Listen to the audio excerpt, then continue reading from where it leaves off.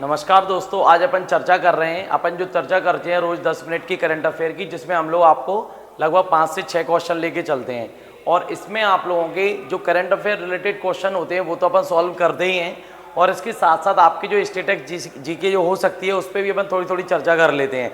और पिछले जो कुछ घटनाएं हुई हैं उस क्वेश्चन से रिलेटेड थोड़ा सा उन पर भी अपन नज़र मार लेते हैं। तो अपन लोग आज चर्चा करते हैं अपनी PDF पे जो है। तो आज का फर्स्ट क्वेश्चन आप लोगों के सामने रहा कि अभी हाल ही में ICG के लिए लॉन्च प्रदूषण नियंत्रण पोत PCV का अभी हाल ही में जिसे लॉन्च किया है, इसका नाम क्या है जो है, इसका नाम है समुद्र प्रचेत जो है। अब सबसे महत्वपूर्ण चीज़ ये है कि ICG क्या है, तो इंडियन कोस्ट गार्ड इसके लिए अपन बोलते हैं। दरअसल भारत के नीचे आप लोगों की जो समुद्र सीमा लगी हुई है 6100 किलोमीटर की, इसकी रक्षा करने के लिए 1972 में गवर्नमेंट ऑफ इंडिया ने एक आर्म पुलिस फोर्सेज बल की स्थापना की है, जिसे अपन बोलते हैं जो है तटरक्षक बल। ये तटरक्षक बल ने अभी हाल ही में एक पॉल्यूशन कंट्रोल व्हीकल यानी PCV के लिए अभी हाल ही में लॉन्च किया है। क्या होता है ये PCV? PCV एक्चुअल में एक प्रकार का शिप है। ये वैसा शिप है जो कि समंदर के अंदर, जो पानी के अंदर अपन कह सकते हैं, जो पॉल्यूशन आप लोगों के जो फैलता है, यहाँ पानी के अंदर पॉल्यूशन से आशय किससे है, जैसे कोई कंटेनर या कोई शिप है, ये जो है पानी के अंदर जो है ऑयल लेके जा रहा था, तेल लेके जा रहा था, और ये वहीं पर जो है क्या हो गया है, पानी के अंदर डूब गया है, और आपका जो ऑयल है, जो तेल है, वो पूरा पानी के अंदर हो गया है। इसे अपन बोलते हैं समुद्री प्रदूषण। तो इस टाइप का आपका जो समंदर के अंदर विभिन्न प्रकार के जो प्रदूषण होते हैं, जिसमें ऑयल या आपका जो भी आपके लिक्विड केमिकल मटेरियल हो सकता है, अगर इस प्रकार की कोई घटना होती है तो उस पानी के लिए क्लीन कौन करेगा? आप लोगों के ये वाला वेसल्स करेगा, जिसका नाम है आप लोगों के, क्या नाम है इसका, समुद्र प्रचेत जो है। तो अभी हाल ही में इंडियन कोस्ट गार्ड ने इस सेकंड शिप के लिए लॉन्च कर दिया है। इससे पहले इंडियन कोस्ट गार्ड ने एक और शिप लॉन्च किया था जिसका नाम है आपका समुद्र प्रताप। 2024 में इसके लिए क्या किया था, इनोग्रेट किया था। और इन दोनों शिप के लिए बनाया है भारत के एक शिपयार्ड लिमिटेड ने, जिसका नाम है गोवा। आपको ध्यान देना है, भारत के अंदर टोटल 19 शिपयार्ड लिमिटेड हैं आप लोगों के, जो गवर्नमेंट ऑफ इंडिया के अधीन है। इनमें सबसे बड़ा शिपयार्ड जो है आप लोगों के कोचिन शिपयार्ड लिमिटेड है, ठीक है। तो उनमें एक शिपयार्ड लिमिटेड आपका गोवा भी है, जिसने इसके लिए बनाया है। तो आप लोग ये सारी बातें ध्यान रखेंगे। यहाँ मैंने इस बात को लिख दिया है, यहाँ प्रदूषण से आशय किससे है, तो आप लोग इसको थोड़ा सा देखिएगा। हमने आपके लिए बता दिया है कि ये एक आर्म फोर्सेज बल है। 1977 में इसका फॉर्मेशन हुआ था, और इसका जो फॉर्मेशन हुआ था ये रुस्तम जी कमेटी की सिफारिशों पर हुआ था। इसके वर्तमान में डायरेक्टर जनरल हैं आपके P शिवमणि। 26 में हैं आप लोगों के इंडियन कोस्ट गार्ड, जरूर ध्यान रखिएगा। सेकंड क्वेश्चन लिखा हुआ है अभी हाल ही में सामूहिक प्रतिवेदन मंच एक प्लेटफॉर्म है, इसको लॉन्च किया हुआ है। ये किसने लॉन्च किया है अभी हाल ही में? सेबी ने लॉन्च किया हुआ है। अब सवाल ये है कि थोड़ा सा हम लोग इनफॉर्मली इस चीज के लिए चर्चा कर लेते हैं कि सेबी क्या होता है। सेबी यानी security exchange board of India, इसके लिए इंग्लिश में बोलते हैं। हिंदी में इसके लिए बोलते हैं भारतीय प्रतिभूति विनियामक प्राधिकरण बोलते हैं इसके लिए। तो ये जो आप लोगों का जो निकाय है सेबी, ये भारत के अंदर जो शेयर मार्केट है, शेयर मार्केट अपन लोग समझते हैं, विभिन्न प्रकार की कंपनियां जब अपने शेयरों को खरीदती और बेचती हैं पैसे के कलेक्शन के लिए, उसके लिए कहा जाता है जो है शेयर मार्केट, ऑनलाइन मार्केटिंग। तो भारत के अंदर ऑनलाइन मार्केटिंग के लिए, ऑनलाइन बिजनेस के लिए, शेयर मार्केट की कंट्रोल करने के लिए की सबसे बड़ी बॉडी आप लोगों की सेबी, ठीक है। तो जो सेबी है इसकी फॉर्मेशन जो हुआ था ये 1988 में हुआ था, और गवर्नमेंट ऑफ इंडिया ने इसके लिए जो कानूनी मान्यता दी थी वो दी थी आपके 1992 में। इसने अभी हाल ही में क्या किया है, एक प्लेटफॉर्म लॉन्च किया है। इसका इंग्लिश में भी नाम यही होगा, सामूहिक प्रतिवेदन मंच। ये मैंने यहाँ पर लिख दिया है, इसका इंग्लिश नाम अलग से कोई नहीं है, हम बना सकते हैं बट है नहीं, जो है यही लॉन्च किया है। क्या होता है ये सामूहिक प्रतिवेदन मंच, हम लोग चर्चा करते हैं थोड़ा सा। तो देखिए एक्चुअल में क्या होता है, जो भी स्टॉक ब्रोकर्स होते हैं आप लोगों के, ये समय समय पर इनके लिए क्या करना पड़ता था, जिस भी आपके शेयर मार्केट से ये विभिन्न प्रकार के शेयर के लिए खरीदते हैं, चाहे वह शेयर BSE हो, चाहे वह आप लोगों का NSE हो, इनसे जब शेयर के लिए खरीदते हैं तो इनके लिए क्या करना पड़ता था, जो है प्रत्येक शेयर मार्केट के लिए अपनी जो है अपनी कॉन्फिडेंशियल रिपोर्ट, अब जो हम शेयर खरीद रहे हैं ना, हम एक शेयर होल्डर हैं और सारे के सारे रूल एंड रेगुलेशन के लिए क्या कर रहे हैं, फॉलो कर रहे हैं। ये रिपोर्ट हमें हर प्रकार के शेयर मार्केट के लिए अलग अलग टाइम पे अलग अलग समय बार बार देना होती थी।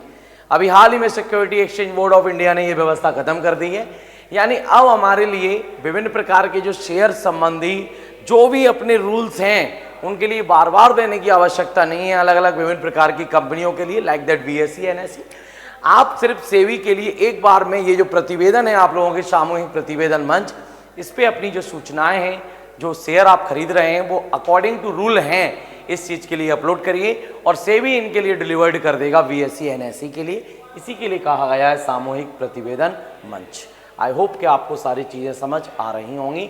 ध्यान रखना, इसको बोला गया है कॉम्प्रिहेंसिव रिपोर्ट जो है, यानी एक ऐसी रिपोर्ट जो ये बताती है कि हम जो शेयर होल्डर हैं ये एक्चुअल में सारे रूल्स के लिए क्या कर रहे हैं, फॉलो कर रहे हैं। ये वही चीज़ यहाँ पे लिखी हुई है, आप लोग इसको ठीक से देखेंगे, समझ में आपके लिए आ जाएंगी चीज़ें। ध्यान दीजिएगा, सेवी मैंने आपको बता ही दिया है 1988 में इसका फॉर्मेशन हुआ था, जबकि गवर्नमेंट ऑफ इंडिया ने 1992 में इसके लिए दिया था क्या, इसको मान्यता दी थी। थोड़ा सा याद रखना, इसके वर्तमान में जो चेयरमैन है वो आप लोगों के कौन है, तो आपको थोड़ा सा यहाँ पे ध्यान देना है, वो है आपके तुहिन कांत पांडे, ये चीज़ ध्यान देना। अगला क्वेश्चन, अभी हाल ही में राष्ट्रीय सहकारिता नीति 2025 रिलीज की है गवर्नमेंट ऑफ इंडिया ने, ये किसको रिप्लेस करके आई है, तो अभी हाल ही में जो नेशनल कोऑपरेटिव पॉलिसी है 2022 जो बनाई थी गवर्नमेंट ऑफ इंडिया ने, इसको रिप्लेस करके 2025 में आपके नेशनल कोऑपरेटिव पॉलिसी 2025 अभी रिलीज कर दी है।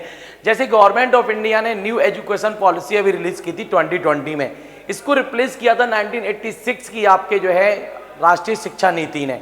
जैसे अभी हाल ही में गवर्नमेंट ऑफ इंडिया ने न्यू एजुकेशन पॉलिसी रिलीज की है, इसके लिए रिप्लेस किया है हमारे देश की राष्ट्रीय खेल नीति 2002 के लिए। इसी प्रकार से अभी हाल ही में कोऑपरेटिव पॉलिसी आई है 2025 में, ये पॉलिसी आई है 2000 आपके जो पॉलिसी है उसको रिलीज करने के बाद, ठीक है, ध्यान दीजिएगा। अब और हमारे देश के जो कोऑपरेटिव मिनिस्टर हैं वो है हमारे देश के जो होम मिनिस्टर हैं अमित शाह, वही है हमारे देश के कोऑपरेटिव हैं, सहकारिता मंत्री हैं। आप लोगों को थोड़ा सा ध्यान रखना है। अब मैं थोड़ा सा आप लोगों के लिए ये बताता हूँ कोऑपरेशन होता क्या है। कोऑपरेटिव होता है मिलजुल के काम करना, यानी सीधी बात है गवर्नमेंट ऑफ इंडिया और जो प्राइवेट लोग हैं ये मिल के काम करें जो है। एक एग्जाम्पल के माध्यम से हम आप लोगों के लिए बताएं तो आपको यहाँ पर ध्यान देना है। जैसे फॉर एग्जाम्पल मान लीजिए गवर्नमेंट ऑफ इंडिया, जैसे विभिन्न प्रकार के जो दूध वाले होते हैं या दूध होता है, मिल्क जो होता है, ये दुधारिये होते हैं, ये अपने यहाँ पर विभिन्न प्रकार के जो मिल्क है वो लेके आए। गवर्नमेंट ऑफ इंडिया ने हर जिले के अंदर एक कलेक्शन सेंटर खोल के रखा है, यहाँ पर ये दूधिये अपने दूध के लिए बेचेंगे, गवर्नमेंट ऑफ इंडिया उस दूध को लिए खरीदेगी और इसके लिए विभिन्न प्रकार के राज्यों में जहाँ इसकी कमी है वहाँ बेच देगी, या फिर आउट ऑफ इंडिया हमें बाहर विदेशों में अगर इसके लिए बेचना है तो वहाँ भी हम इसके लिए बेच सकते हैं।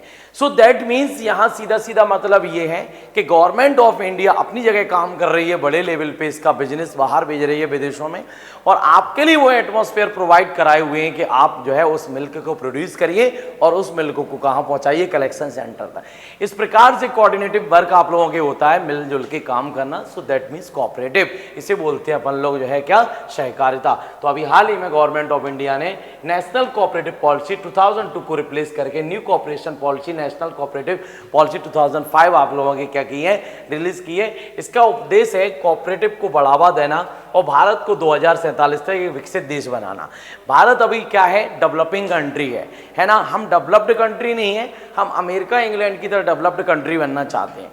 1947 से लेकर 2047 तक 100 साल हो जाएंगे हमारी आज़ादी के। हमने एक सपना देखा है कि 2047 में हम भारत के लिए एक विकसित देश बनाएंगे, ऐसा हम सोचते हैं जो है, उस दिशा में हम ये काम कर रहे हैं, उसी दिशा में इस पॉलिसी के लिए रिलीज किया गया है। नेक्स्ट क्वेश्चन लिखा हूँ, अच्छा ये भी आप लोग थोड़ा सा देख लीजिएगा कि दुनिया का एक सबसे बड़ा ऑर्गेनाइजेशन यूनाइटेड नेशन कहा जाता है, जिसे संयुक्त राष्ट्र संघ अपन लोग बोलते हैं। इसने 2012 के लिए इंटरनेशनल ईयर ऑफ कोऑपरेशन आपके घोषित किया था और 2025 यानी दूसरी बार इंटरनेशनल ईयर ऑफ कोऑपरेटिव्स जो है फिर से घोषित कर दिया है। कहने का मतलब सीधा है कि 2012 में जो वर्ष है उसको सहकारिता वर्ष के रूप में मनाया था पहली बार, एंड सेकेंड बार हम 2025 में इस साल भी कोऑपरेटिव वर्ष यानी कि फिर से अपन सहकारिता वर्ष के रूप में मना रहे हैं, मिलजुल के काम करना। दैट मीन्स कोऑपरेटिव सहकारिता, ध्यान रखना। नेक्स्ट क्वेश्चन की ओर बढ़ते हैं। अभी हाल ही में ट्रैवल प्लस लीजर की एक रिपोर्ट आई है। ट्रैवल प्लस लीजर क्या है? अमेरिका के अंदर अपन कह सकते हैं कि ये एक मैगजीन है, ये एक वेबसाइट है जो विभिन्न प्रकार के देशों में टूरिस्ट रिलेटेड समय समय पर रिपोर्ट रिलीज करती है।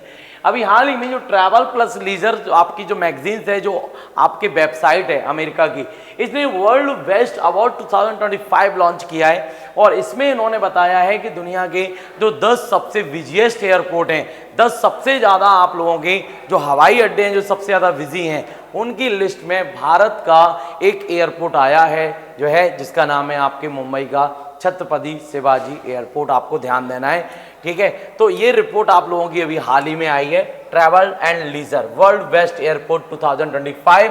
इस लिस्ट में आपके दुनिया का सबसे बेस्ट एयरपोर्ट बताया है इस्तांबुल का, यानी तुर्की का जो एयरपोर्ट है इस्तांबुल, ये दुनिया में नंबर 1 एयरपोर्ट है। जबकि आप लोगों के जो शंघाई एयरपोर्ट है सिंगापुर का, ये 2nd नंबर पे है और हमारा इंटरनेशनल एयरपोर्ट जो आपके कतर में 3rd नंबर पे है। इस टॉप 10 लिस्ट में हमारा स्थान है 9वां, यानी दुनिया का 9वां सबसे बढ़िया एयरपोर्ट बताया गया है मुंबई के छत्रपति शिवाजी इंटरनेशनल एयरपोर्ट के लिए, जो कि आपके इंडिया का सबसे बेस्ट एयरपोर्ट है, लेकिन दुनिया का ये 9वें नंबर का सबसे बढ़िया एयरपोर्ट कहा जाता है। ध्यान देना, दुनिया के सबसे व्यस्तम सिंगल रनवे एयरपोर्ट भी मुंबई के छत्रपति शिवाजी के लिए कहा गया है। तो इस प्रकार से आप लोगों के कुछ अन्य एयरपोर्ट भी यहाँ पर दिए हुए हैं, आप लोग इनको थोड़ा देख लीजिएगा। जैसे अयोध्या एयरपोर्ट का नाम बदल के अभी महर्षि वाल्मीकि एयरपोर्ट कर दिया है। इस प्रकार से अन्य प्रकार के जो एयरपोर्ट हैं आप लोगों के सामने दिए हुए हैं, इसको आप थोड़ा सा देख लीजिएगा। नेक्स्ट क्वेश्चन की ओर बढ़ते हैं।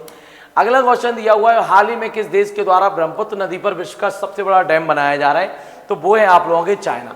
चाइना क्या कर रहा है, जो है विश्व का सबसे बड़ा डैम जो है बना रहा है। किस नदी पर बना रहा है? ये ब्रह्मपुत्र नदी पर बना रहा है। ब्रह्मपुत्र नदी भारत की अफवाह क्षेत्र की दृष्टि से सबसे बड़ी नदी कही जाती है, जबकि भारत की सबसे बड़ी नदी गंगा है, ध्यान रखना, और भारत की सबसे लंबी नदी भी गंगा है। जबकि भारत की सबसे बड़ी सहायक नदी यदि कोई है तो वो कौन सी है? यमुना है। तो ब्रह्मपुत्र नदी ये तिब्बत से निकलती है, तिब्बत के अंदर मानसरोवर झील है, वहां से निकलती है, आपको ध्यान देना है। तो ये आपका जो तिब्बत है वहाँ पे, और चाइना में इसके लिए शांगपो के नाम से जाना जाता है, और चाइना में इसके लिए दिहांग के नाम से जानते हैं, और दिहांग के नाम से ये प्रवेश करती है अरुणाचल प्रदेश में, और असम में आकर इसका नाम हो जाता है आप लोगों के ब्रह्मपुत्र। तो ये जो ब्रह्मपुत्र नदी है, इसमें वर्ल्ड का सबसे बड़ा डैम बनाया जा रहा है। इसका उद्देश्य है हाइड्रल पावर जनरेट करना, यानी एक ऐसी विद्युत जनरेट करना जो कि पानी से बनाई जाती है। ध्यान दीजिएगा, दुनिया का सबसे बड़ा हाइड्रो पावर डैम इस पे बनने जा रहा है। इसकी जो कैपेसिटी होगी वो मैंने यहाँ पर लिख दी है 60,000 मेगावाट। 60,000 मेगावाट आप लोग समझते हैं 1 किलोवाट बराबर 1000 मेगावाट होता है। तो इसकी ये कैपेसिटी होगी, ध्यान रखना। ये बना रहा है चाइना। चाइना की कैपिटल है बीजिंग, प्रेसिडेंट है शी जिनपिंग, करेंसी यहाँ भी रेनमिनबी। ये बातें आपके लिए थोड़ा ध्यान रखना है। तो ये रहा आप लोगों के चाइना। ये चाइना अभी तक जनसंख्या की दृष्टि से सबसे बड़ा देश कहा जाता है, लेकिन गवर्नमेंट मतलब भारत ने इसके लिए वीट कर दिया है। और अब जो है दुनिया का सबसे बड़ा देश कौन बन गया है आप लोगों का? इंडिया। इंडिया की पॉपुलेशन है 146 करोड़ प्लस हो चुकी है, ध्यान रखना आप लोग। अगला क्वेश्चन है, IUCN वर्ल्ड कंजर्वेशन कांग्रेस 2025 की मेजबानी कौन करेगा? तो एक्चुअली एक संगठन है दुनिया के अंदर जो कि विभिन्न प्रकार के जो पक्षी हैं और विभिन्न प्रकार के आप लोगों के जो भी प्राकृतिक संसाधन हो सकते हैं उनकी रक्षा करने का काम करता है IUCN। इसकी स्थापना 1948 में हुई थी, जेनेवा के स्विट्जरलैंड में इसका हेडक्वार्टर है। तो अभी हाल ही में जो आपका IUCN की वर्ल्ड के कंजर्वेशन कांग्रेस 2025 हुई है, उसकी होस्टिंग की है UAE ने। UAE का मतलब होता है संयुक्त अरब अमीरात, ध्यान रखना है। तो ये आपके लिए थोड़ा सा ध्यान रखना है। और ये मीटिंग जो है ना, इसमें ये तय किया जाएगा कि जो जेनेटिक्स आपके जो उपकरण हैं, यानी जो आनुवांशिक उपकरण हैं, इनका हमें उपयोग करना चाहिए या नहीं करना चाहिए, इस पर ये डिसीजन लिया जाएगा। ये आपकी जो कॉन्फ्रेंस है ना, हर 4 साल में एक बार ऑर्गेनाइज होती है, इसीलिए अपन इसके लिए पढ़ रहे हैं international union for conservation of nature, प्रकृति और उसके संसाधनों की रक्षा करने के लिए इसका आपके लिए ध्यान रखना है। तो अभी हाल ही में ये वाली जो रिपोर्ट है ना, ये आपका जो मतलब कह सकता हूं कि ये आपका जो कॉन्फ्रेंस है ना, ये जो सम्मेलन है, इसकी होस्टिंग किसने की है?